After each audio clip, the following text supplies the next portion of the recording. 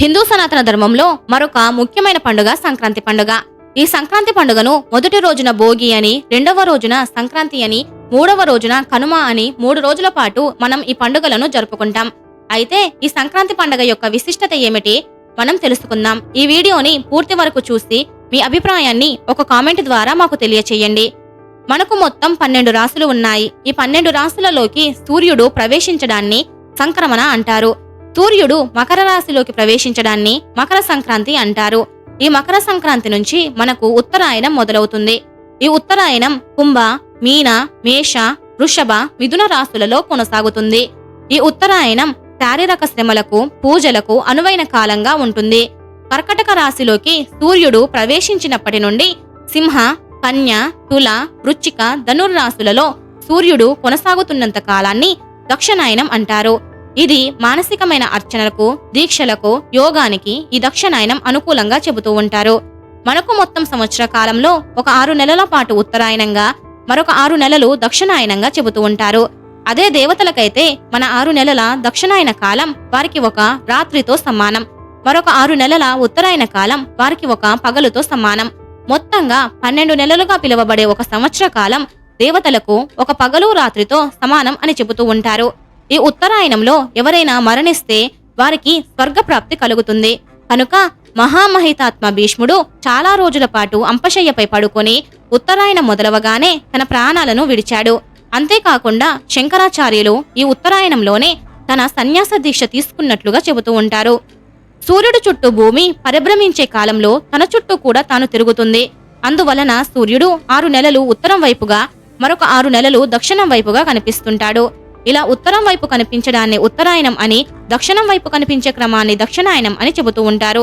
మనకు ఒక సంవత్సర కాలం దేవతలకి ఒక రోజు, ఒక రోజులో వారికి ఉత్తరాయణం ఒక పగలుగా, దక్షిణాయనం ఒక రాత్రిగా చెబుతూ ఉంటారు. ఇప్పటి వరకు మనం చూసింది ఒక సంవత్సర కాలంలో సూర్యుడు 12 రాశులలోకి ప్రవేశించడాన్ని ఉత్తరాయణం, దక్షిణాయనం అని అంటారు. అయితే సూర్యుడు ధనుర్రాశి నుంచి మకర రాశిలోకి ప్రవేశించడాన్ని మకర సంక్రాంతి అంటారు.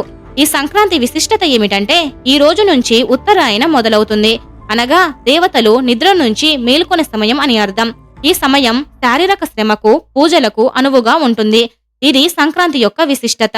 మరి ఈ సంక్రాంతి పండుగ రోజున ఏం చేస్తారు? సంక్రాంతికి ముందు రోజున భోగి అని, తరువాతి రోజున కనుమ అని మనం జరుపుకుంటాం.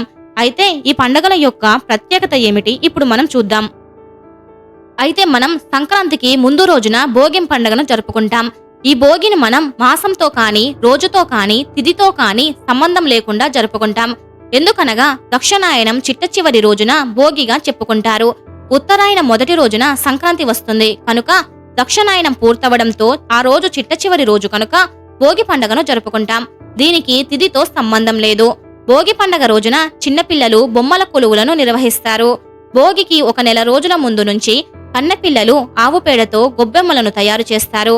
అవి ఎండిన తర్వాత భోగి మంటలలో వేస్తారు. ఈ భోగి మంటలను తెల్లవారుజామున 3 నుంచి 4 గంటలలో వేస్తారు. శీతాకాలంలోని చలిని పారద్రోలడానికి ఈ భోగి మంటలను వేస్తారు. అంతేకాకుండా పాత వస్తువులు, విరిగిన చెక్కలు, బొమ్మలు వగైరా సామాన్లను ఈ భోగి మంటలలో వదిలేసి మనలోని కామ, క్రోధ, అసూయ భావాలను ఆ మంటలతో పాటు వదిలి నూతనంగా వెలుగొందాలని ఈ భోగి మంటలు జరుపుకుంటారు. ఈ భోగి రోజున చిన్నపిల్లల యొక్క గతజన్మ పాపాలు, పీడల వంటివి పారద్రోలడానికి చెరుకు గడలు, రేగి పండ్లు, కొన్ని చిల్లర నాణాలు, పూల వంటివి కలిపి చిన్నపిల్లల తలపై పోసి ఆశీర్వాదంగా దిష్టి తీస్తారు. దీనినే మనం భోగి పండ్లు పోయడం అంటాం. ఇక రెండవ రోజు, ఈ రోజున మనం మకర సంక్రాంతి జరుపుకుంటాం. ఈ రోజున సూర్యుడు మకర రాశిలోకి ప్రవేశిస్తాడు. ఈ మకర సంక్రాంతి లేదా సంక్రాంతిని భారతదేశంలోనే హిందూ పండగల్లో అత్యంత ప్రముఖమైన పండగగా మనం జరుపుకుంటాం. ఈ రోజున సూర్యుడు మకర రాశిలోకి ప్రవేశిస్తాడు కనుక ఈ పండగను సూర్యుడికి అంకితం అని చెబుతూ ఉంటారు. ఈ సంక్రాంతి పండగ రోజు నుంచి ఉత్తరాయణ పుణ్యకాలంగా పరిగణిస్తారు. ఎందుకంటే ఈ రోజు నుంచి సూర్యుడు ఉత్తరం దిశగా పయనమవుతాడు కనుక. అంతేకాకుండా ఈ సంక్రాంతి పండగ నాటికి రైతుల యొక్క పాడి పంటలు కూడా ఇంటికి వస్తాయి. వారి ఇల్లు ధాన్యరాశులతో కలకలలాడుతుంది. ఈ సంక్రాంతి పండగకి మరొక ప్రత్యేకత కూడా ఉంది. ఏంటంటే పూర్వం సగరపుత్రుల యొక్క చితాభస్మాన్ని గంగానదిలో కలిపితేనే వారికి శాప విముక్తి అవుతుంది. అందుకు భగీరథుడు గంగాదేవి కోసం ఘోర తపస్సు చేసి దివిగంగను భువిపైకి తీసుకుని వస్తాడు. అప్పుడు శివుడు ఆకాశం నుంచి భువికి దూకుతున్న సురగంగకు తన జటాజూటాన్ని ఆధారంగా ఇస్తాడు. అలా ఆకాశగంగ శివగంగగా మారి సగరపుత్రుల చితాభస్మంపైకి దూకి వారి ఆత్మకు శాంతి చేకూరుస్తుంది. ఆ గంగాదేవిని భువిపైకి తీసుకుని వచ్చింది కూడా ఈ రోజే అని చెబుతూ ఉంటారు. కనుక ఈ సంక్రాంతి పండగ రోజున భక్తులు పవిత్ర గంగానది స్నానాలు ఆచరిస్తారు. తద్వారా వారికి పాపాలు హరిస్తాయని విశ్వసిస్తారు. ఈ సంక్రాంతి పండగ రోజున రకరకాల పిండి వంటలు తయారు చేసి ఆస్వాదిస్తారు. ఈ రోజున పితృదేవతలకు తర్పణాలు వదులుతారు. ప్రతి సంక్రమణకు తర్పణాలు ఇవ్వాలి. కానీ మిగిలిన 11 సంక్రమణలకు ఇవ్వకపోయినా ఈ మకర సంక్రమణకు నువ్వులతో పితృదేవతలకు తర్పణాలు వదులుతారు. ఈ సంక్రాంతి పండగ రోజున మరొక అద్భుతమైన సన్నివేశం, ప్రతి ఇంటి ముందట రంగురంగుల ముగ్గులను హరివిల్లులుగా తీర్చిదిద్దుతారు. చక్కగా రంగులతో తీర్చిదిద్ది వాటి మధ్యలో ఆవు పేడతో తయారు చేసిన గొబ్బెమ్మలను పెట్టి వాటిని రేగి పండ్లు పూలతో అలంకరిస్తారు. ఈ సంక్రాంతి రోజున ముగ్గుల పోటీలు కూడా నిర్వహించడం జరుగుతుంది. ఈ సంక్రాంతి పండగ రోజున మనకు కనిపించే మరొక అద్భుతమైన దృశ్యం హరిదాసులు, గంగిరెద్దులు. ఈ హరిదాసులను గంగిరెద్దులను కొత్త బట్టలతో బాగా అలంకరించి ప్రతి ఇంటికి డోలు సన్నాయిలతో తీసుకుని వచ్చేవారు. ఈ గంగిరెద్దులు డోలు సన్నాయిలకు అనుగుణంగా నాట్యం చేసేవి. మనం ఇచ్చే కానుకలను స్వీకరించేవి. ఇక హరిదాసులు, వీరు హరిలోరంగా హరి అంటూ కాళ్లకు గజ్జలు కట్టుకుని చిరుతలు వాయిస్తూ తలపైన రాగి అక్షయ పాత్ర పెట్టి మన ఇళ్ల ముందుకు హరిదాసులు వచ్చేవారు. వారికి చిన్నపిల్లలు ధాన్యం పెట్టగానే వాటిని స్వీకరించేవారు. కానీ ఇప్పటి కాలంలో ఇవి చాలా అరుదుగా కనిపించే కళలు. గంగిరెద్దులు, హరిదాసులు ఈ కాలంలో చాలా అరుదుగా కనిపిస్తున్నారు. ఈ సంక్రాంతి పండగ ఏడాదికి ఒకసారి వచ్చే పెద్ద పండుగ. దానిని జరుపుకునేందుకు ఎక్కడెక్కడో ఉన్న వాళ్ళు తమ సొంత ఊరికి చేరుకుంటారు. చిన్న పిల్లలు, పెద్దవారు అని తేడా లేకుండా గాలిపటాలు ఎగురవేస్తారు. అందరూ కలిసి వనభోజనాలు కూడా నిర్వహిస్తారు. ఇక 3వ రోజు, ఈ రోజున మనం కనుమ పండుగను జరుపుకుంటాం. ఈ కనుమ రోజున మినుము దినాలి అని ఒక ఆనవాయితీ కూడా ఉంది. కనుక ఈ రోజున మినుములతో తయారు చేసిన గారెలు, వడలు వంటివి వండుకొని భుజిస్తారు.